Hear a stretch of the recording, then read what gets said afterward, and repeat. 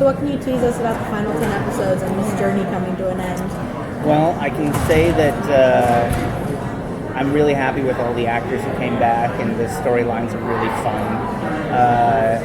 I love seeing Hecklin back with JR and back with O'Brien.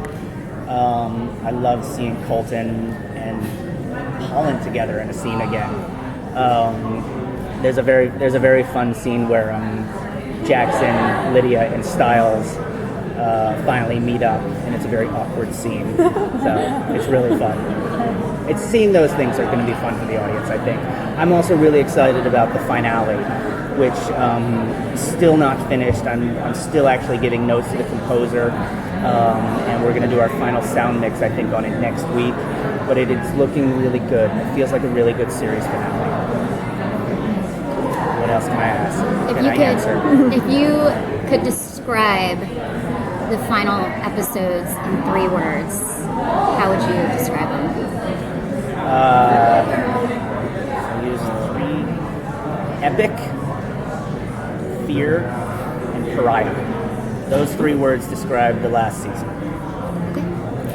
And go ahead. Sorry. I had asked Melissa this, but you guys started out in this one of a real small room here at Comic-Con, and now you guys got Hall H, because for a while you've been in Ballroom 20 for the past couple of years, and now you're in Hall H. I think I prefer Ballroom 20 to Hall H, because Hall H is so cavernous. So big. It's so big, it feels like you're just in a sea of people. I went to the Aliens panel at Hall H last year,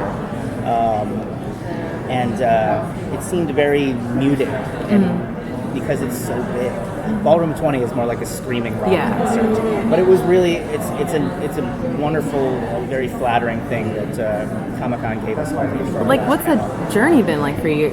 You went from this little show that could to this now. It's amazing. It's very gratifying. Especially because our show isn't one that's like look for markers of success, where it's how well does the show do internationally, because the Nielsen ratings, 90% of our audience doesn't watch on TV.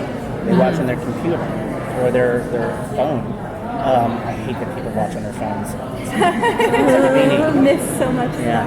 Oh my God. At least an iPad. But it feels like a measure of success for you to hear such great immediate feedback.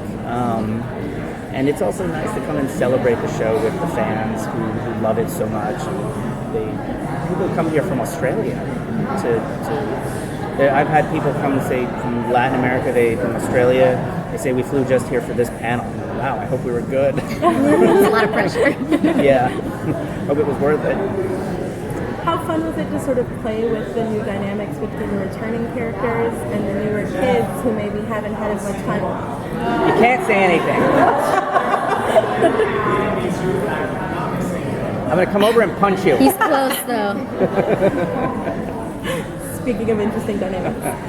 It was really fun. It's strange to see like Cody Christian, who has never met Hecklin or Colton, and then suddenly they're on the same set together and actually I think Cody met Hecklin at a convention first, but now having them back on set, it's like the new team and the OGs, and it's really interesting to see the dynamic. And I actually wish I could have signed them up for more episodes so that we could have had more interactions like that, like things like Jackson saying to Theo, "Who the fuck are you?"